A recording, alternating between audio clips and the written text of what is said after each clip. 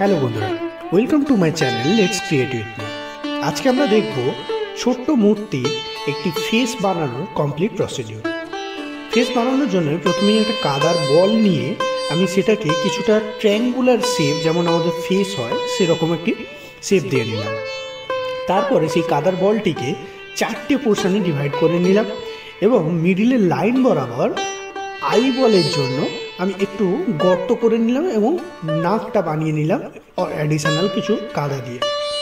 তারপরে ধীরে ধীরে মুখের শেপটাকে আরও ডিটেলিং করার জন্য গালে যে পোর্শনগুলো ফোলা থাকে সেগুলোতে আরেকটু কাদা অ্যাড করলাম।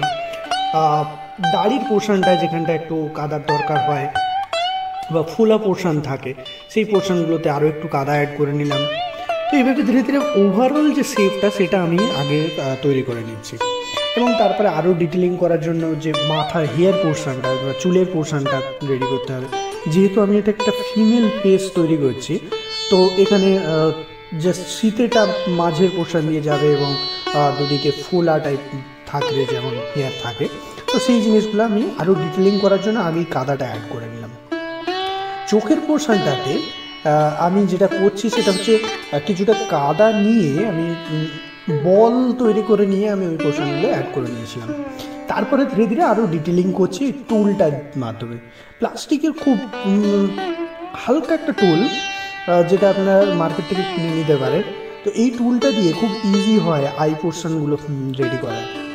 তো আমি যেমনভাবে দেখাচ্ছি এখানে দেখুন, সেইভাবে ধীরে ধীরে আপনি যদি টুলটাকে ইউজ করতে পারেন খুব ইজিলি আই পোর্শনটা ক্রিয়েট করে নিয়ে যাবেন।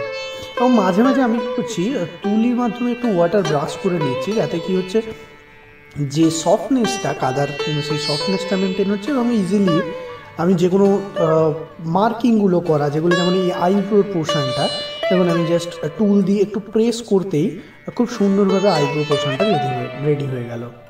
তো এইভাবে ধীরে ধীরে টুলের ইউজ করে আমরা আইব্রো, আই বল বা আই ল্যাশের পোর্শনগুলো ইজিলি রেডি করে নিতে পারি।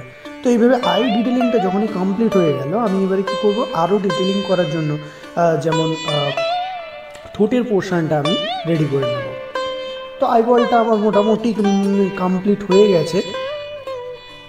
যেমন দেখুন এখানে লোয়ার পোর্শনটাও আমি একটু কাদার দরকার ছিল বলে, একটু ডাউন যাচ্ছিল বলে সেখানটা আমি একটু মাটি অ্যাড করে নিয়ে জিনিসটাকে অ্যাডজাস্ট করে নিলাম। এবং নিচের পোর্শনটা আরও ডিটেলিং করতে আমি কি করছি, টুলটার মাধ্যমে কমপ্লিট শেপটাকে যে আইয়ের নিচের পোর্শনটা সেটাকে করে নিলাম। তো কমপ্লিট আইটা মোটামুটি দেখুন ওভারঅল পুরো কমপ্লিট হয়ে গেছে। তো এরপরে আমি অবভিয়াসলি ঠোঁটের দিকটা আরও নজর দেবো। তো ঠোঁটের দিকটা তৈরি করার জন্য স্মাইলিং ফেস হলে সবসময় দেখবেন নাকের পাশ থেকে একটু ডিপ বা গর্ত টাইপের হয়ে যায়।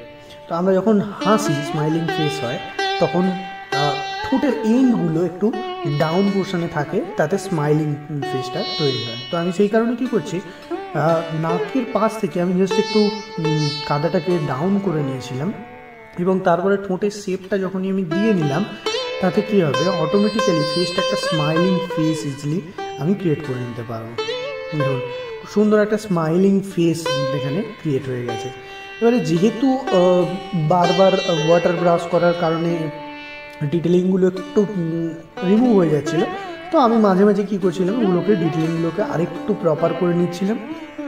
এবং নোজের পোর্শনটা যেহেতু আমার একটু মাটি মনে হচ্ছিলো যে আরেকটু মাটি দিয়ে ওটাকে সার্ভ করলে দেখতে আরও ভালো লাগতে পারে, তো আমি শেষের দিকে আরও কিছুটা মাটি অ্যাড করে নোজটাকে আরও সার্ভ করে নিয়েছি এবং কিছু টুলের মাধ্যমে যে শার্পনেসটা আরেকটু ডিটেলিং করে ক্রিয়েট করে নিয়েছি।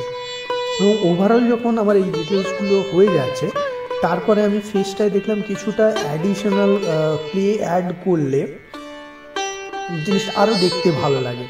তো আমি যে ডিটেলিংগুলো করলাম, যেমন নোজের পোর্শনটায় আরেকটু কাদা অ্যাড করে আমি ডিটেলটাকে আরেকটু ক্রিয়েট করে নিলাম, যে আরও ডিটেল করে নিলাম।